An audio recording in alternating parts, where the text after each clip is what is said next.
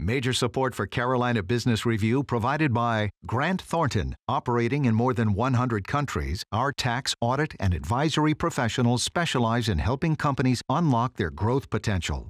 And Sunoco, a global manufacturer of consumer and industrial packaging products and provider of packaging services with more than 300 operations in 35 countries. It is much easier to save, pay down debt, invest when you're making money, when you have income, when your finances are flush, and when the economy, like now, is just plain good.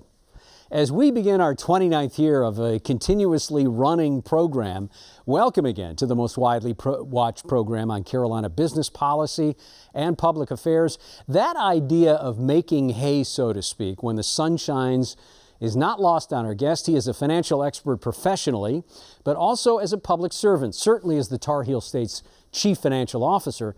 But drawing on his history as a veteran member of the North Carolina General Assembly, a local school board for years, and a Department of Commerce employee, he is uniquely qualified to discharge the responsibilities of the Treasurer's Office for all citizens in North Carolina.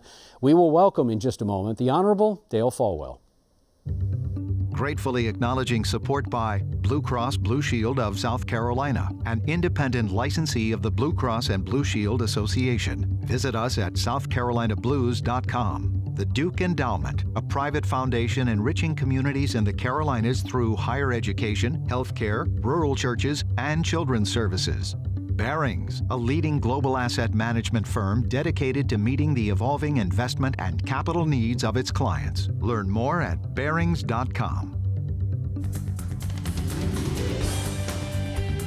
On this edition of Carolina Business Review, an executive profile featuring Dale R. Folwell, CPA, North Carolina State Treasurer.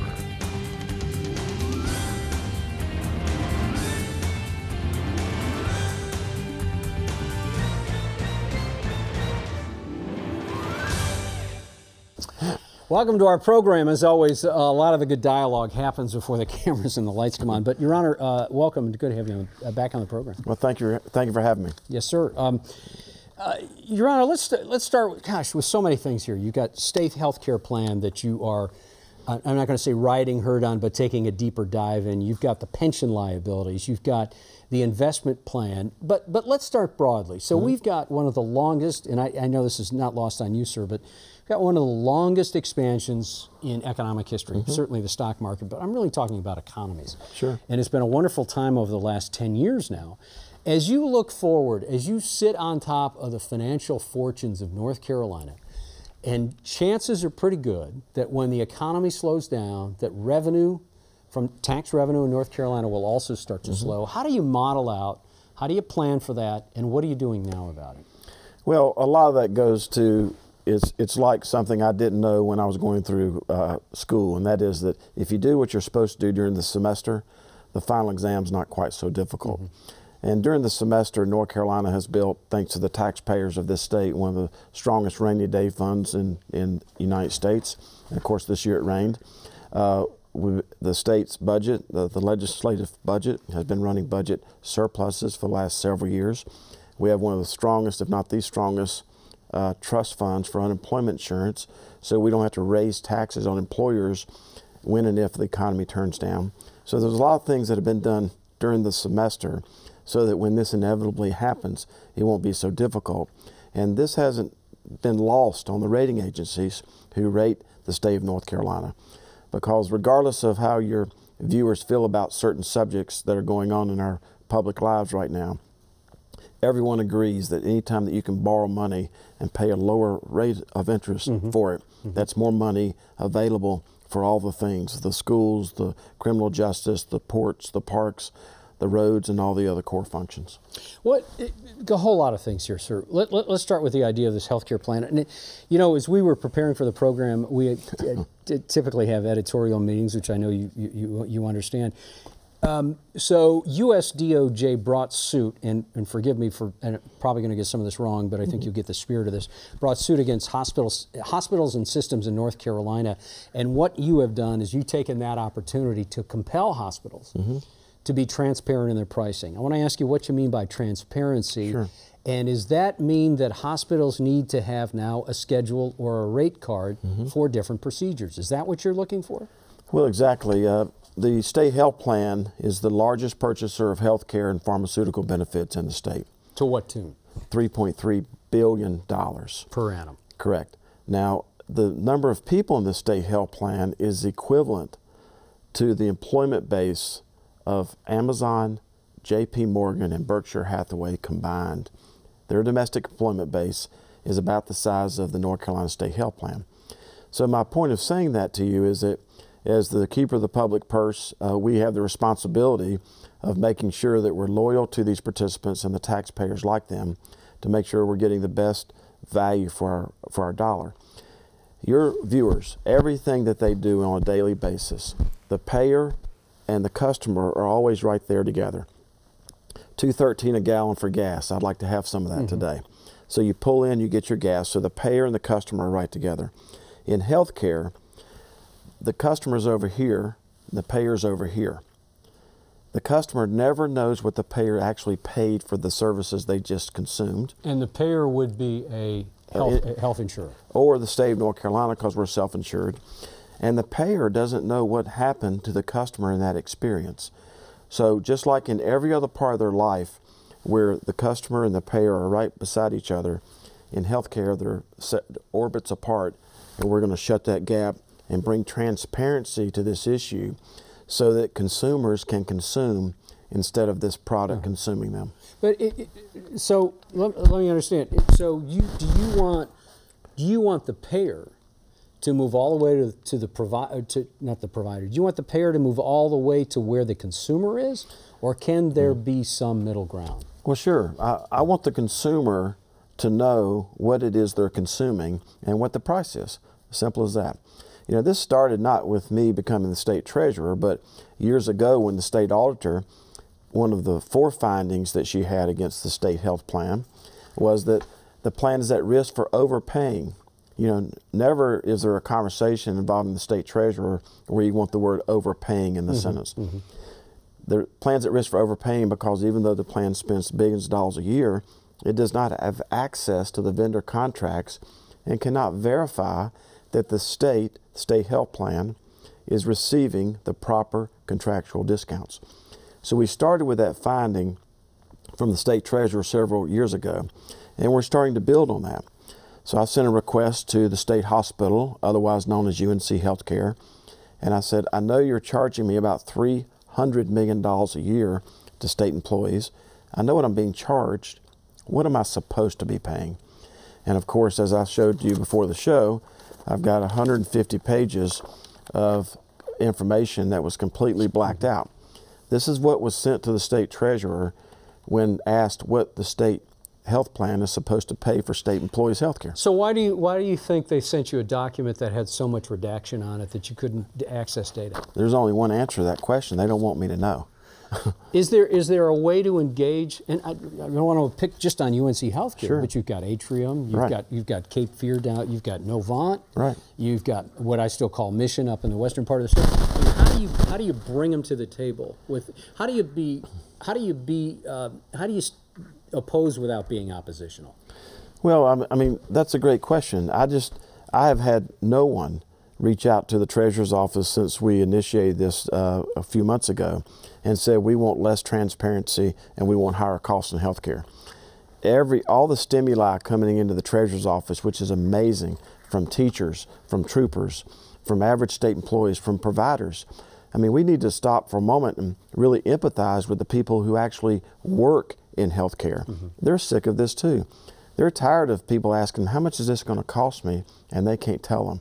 So we feel like that when we bring transparency to this issue, that the consumers, like in every other part of their life, will make the correct choice on behalf of them and obviously the state of North Carolina. So we always talk about these issues in terms of billions of dollars and hundreds of thousands of participants. But to personalize it just quickly, we have beginning troopers and beginning state employees and other state workers in North Carolina who cannot afford the family premium on the largest purchaser of health care in North Carolina. That is unacceptable. What? who's done it well? What other state has done this well and been able to fix a system that's clearly bulky and awkward? Well, no one has really done what we're trying to do on the size that we're trying to do it. You know, the President of the United States, and it doesn't matter if it's President Trump or President Obama or whoever it is, you know, they can talk about value and transparency in healthcare and surprise billing and all these things that your listeners, viewers know exactly what we're talking about, where they don't know what this explanation of benefit even says. The high-level people in Washington talk about these issues, but they don't have the unique opportunity to actually operationalize them. Mm-hmm. My optimism comes from the fact that we have enough medical providers in the state, we have enough medical needs in this state, we have enough population in this state, and we have enough billions of dollars just in the state health plan. We ought to be able to figure this out on behalf of state employees and taxpayers like them. Do you feel like with the recent outcome of what we've what was ad nauseum focus on the midterm elections, now that the Democrats have the House, do you feel like there's going to be some coverage nationally in Congress? And also, do you feel like you've got that the North Carolina General Assembly has your back? Mm-hmm. Well, there's all kinds of news reports about what's going on both in Washington and in Raleigh. What I know is that, and this is not an emotional statement, it's not a political statement, the governor's budget and the legislative budget increased the spending to the state health plan for the last 2 years by 4%. Healthcare costs are going up 6 to 7. Mm-hmm. Pharmaceutical costs are going up from 8 to 10. There's no combination of those two numbers that will ever get you to 4.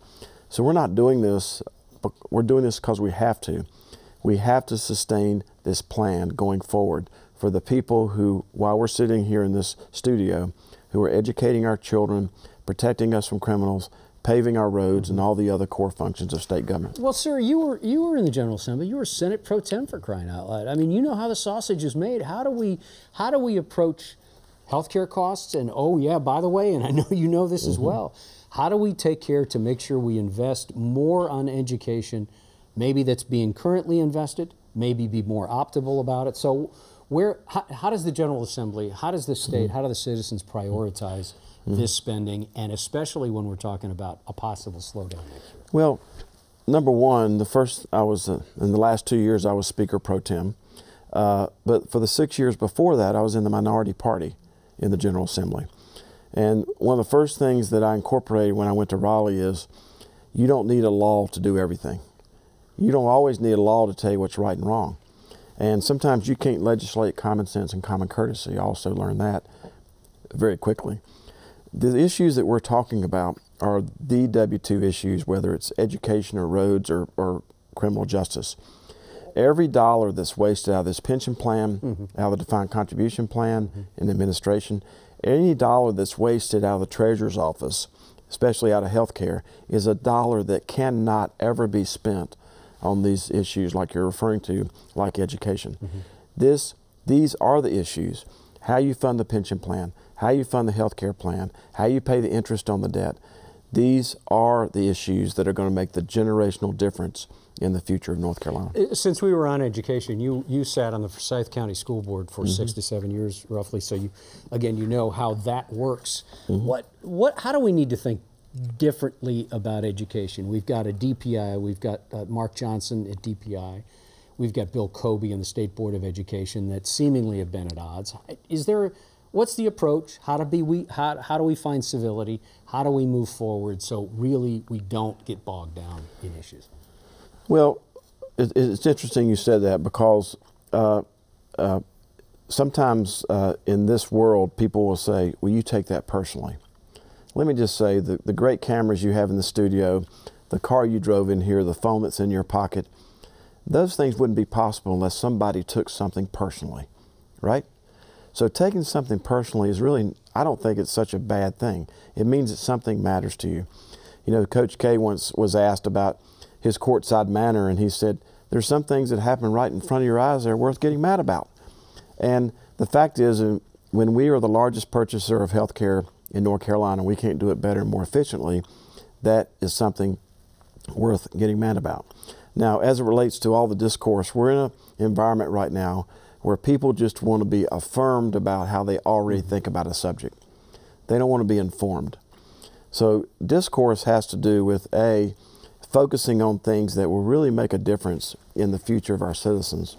But secondly, and more importantly, do it in a way that informs folks, not just affirms how they already feel about a subject. How would you say that we need to, I keep coming back to this term civility. Yeah. So how does the dialogue need to go then? I think the dialogue needs to go the way that we approach everything in the Treasurer's office. It's based on integrity, ability, and passion. And you could be a world class at the last two, but if you don't have integrity, it doesn't matter. And when you're trying to actually attack problems versus what's going on right now where people are attacking people, when you actually go in and try to attack problems and you do that with the integrity that ethics is what you do when no one's watching, once there's an agreement on something, you can't change a period and a comma, then you can always find the passion and you can always find the ability of people who can help you move the ball forward. And I want to remind you and your listeners, viewers, very quickly that, an accomplishment is only an accomplishment for as long as it lasts. So not just doing something, but doing something on a timeless basis is very important. And we can't be, in reference to the Andy Griffith Show, we can't be Ernest T. Bass, where every problem is a window and every solution's a rock, and you just throw a rock and you giggle and you get to go to the next window. It's not enough just to point out there's a problem. Eventually, somebody has to fix it. Have you had an experience? Can you think of an example when someone who was on the other side of an argument or a discussion changed your mind about it? Maybe it's around the state health care. Oh, absolutely. Anytime I'm standing on the shoulders of a lot of people, but for them, I would never be the treasurer of North Carolina based on where I started in life. And I'm standing on the shoulders of those folks and who taught me a couple of things. Number one is that always raise your hand and volunteer for the toughest jobs. And I've got a very tough job right now, and all the employees of the Treasurer's office. But secondly, the thing that they always talked about is the fact that, when you raise your hand to do those toughest jobs, it's very, very important that you do exactly what you said you would do. And the only way that you get any mobility in your life is to be willing to listen to new information or a better way of looking at old information. We've got about 10 minutes left. I want to take you down a track of economic development. Recently, the Triangle has announced that Advanced Auto is going to be relocating from Roanoke Rapids, Virginia to the Triangle. They've had a lot of folks there, but they're going to make it official. And also the Charlotte region is announcing while we tape here that Honeywell, Fortune 500 company, will be moving there. It seems like North Carolina has a bit of momentum around these elephant hunting expeditions that they've done, in reflection that the Triangle made the not so short list for Amazon. Charlotte didn't.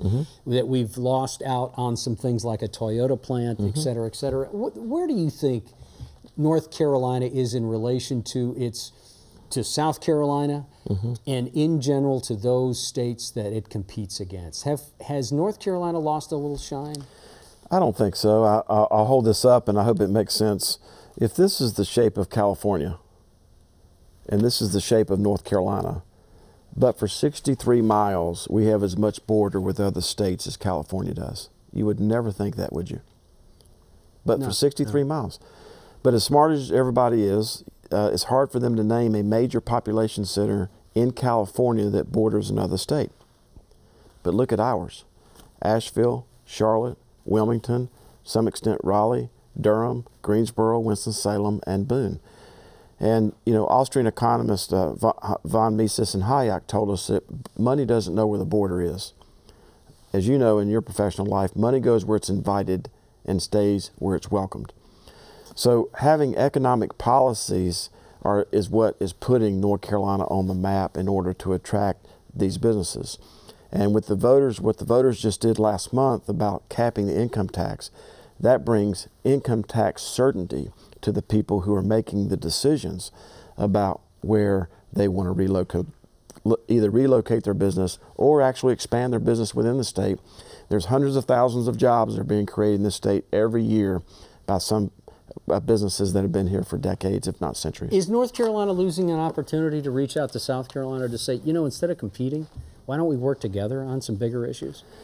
Well, that's not my job is to pay attention to my mat and breathe, and economic development is part of the executive branch. What I would say is that when people look at North Carolina, they need to look at the fact that we have one of the strongest rainy day trust funds, the strongest unemployment trust reserve funds, budget surpluses. Our pension plan is nearly 90% funded. Mm-hmm. The South Carolina pension plan is about 54% funded. I mean, eventually, whether it's health care expense, pension expense, or interest expense on the debt, all of these things are going to come together and drive up the cost of doing business in any state. And this is really happening not because I'm the state treasurer of North Carolina. It's happening because this has been brewing for the last 30 or 40 years. It puts North Carolina in a very, very strong position. But overriding all of that is North Carolina has shown the ability to live within its budget. And going back to the state health plan, that's exactly what we're trying to do. Your viewers, our state employees and taxpayers like them, they have to live within a budget. And that's what the General Assembly is doing, and that's what I'm doing as state treasurer. Did you ever talk to Curtis Loftus in South Carolina, your counterpart? I do. Curtis has been a great help to me. He's one of the first calls I received on election night, and he's been very valuable to me as I've become the state treasurer in North Carolina. Well, how could you said he could help you? So he's offered help. How could he help? How could you work more closely with him to figure out a way to drive down some of the costs that you're already out front on? Well, Curtis doesn't have the same constitutional and statutory responsibilities that I do. Yeah. You know, starting with the pension plan, the health plan. In South Carolina, those are all dispersed into other types of state agencies. But I never hesitate to pick up the phone and call Curtis when I'm looking for new information or a better way of looking at old information. How do you become one of the leaders in the state of North Carolina, sir, when you clearly got a mission? As you stated when you were elected, you wanted to drive down costs in many ways. You wanted to be more responsible. You wanted to be fiscally responsive. How, in light of all of that, how do you still, and I want to come back to the civility thing, how do you, and not to say you're not, but how do you maybe show grace and extend an olive branch first and start a dialogue that isn't so polarizing between Republicans and Democrats? Because clearly the voters are spoken in both states and in this country, and they want more balance, and they want a better dialogue. I think what the voters want is for people to fix their problems. And, you know, whether it's in individual life or corporate life or political life, you know, there's a lot of people they're really good at not doing their jobs. And that's all the voters want. They want folks who, when they apply for a job to be a public servant, to go, whether it's Raleigh or Washington or the local city council, they want them to do exactly what they put on their job application. There's no one in the studio who would be able to keep their job if they put one thing on their job application, and then when they got out of sight, out of mind, they did something differently. So I think what the voters want is people who tell them how they feel about a subject, explaining to them what the problem is and how they're going to fix it. The other part about this whole discourse is that people sometimes underestimate the heart.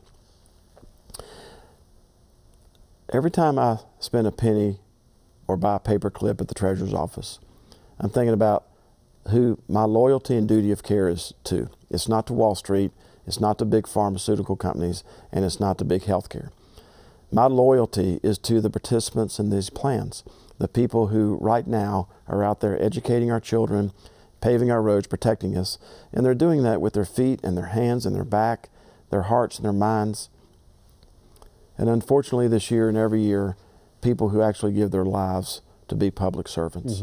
So I think that when I'm in a negotiation with somebody else, they need to understand where my heart is and where our heart is at the treasurer's office. And that is to have a loyalty to the people who put money in these plans and taxpayers like them. That's what drives us. There's really nothing that I'm ever going to do at the treasurer's office that's going to make a personal difference in my life. It's not going to change my relationship at home. It's not going to change my spiritual life or my financial life. But it's going to make a big difference to the invisible people of this state. who depend on these plans for not only their retirement but also their health care. We've got about less than 30 seconds, and I want to ask you about your lapel. I've been looking at, of course, the state bird in North Carolina, the cardinal, and then underneath it you have a badge with a black line. The lapel pin belonged to State Treasurer Harlan Bowles, and it's a reminder to me of constantly asking myself, what would he do in whatever faces me. As far as the badge, it was Sergeant Mickey Hutchins from Winston-Salem. It's a reminder to me, whether it's Trooper Connor in Columbus County, Trooper Bullard, that who this money belongs to, and to endorse not just law enforcement officers but first responders across the state. Your Honor, thank you. Nice to see you. Thank you. Happy holidays. Thank you for watching our program. Have a good weekend. Good night. Major funding for Carolina Business Review provided by the Duke Endowment, Barings, Grant Thornton, Sunoco, Blue Cross Blue Shield of South Carolina, and by viewers like you. Thank you. Promotional consideration provided by Business North Carolina Magazine. For more information, visit carolinabusinessreview.com.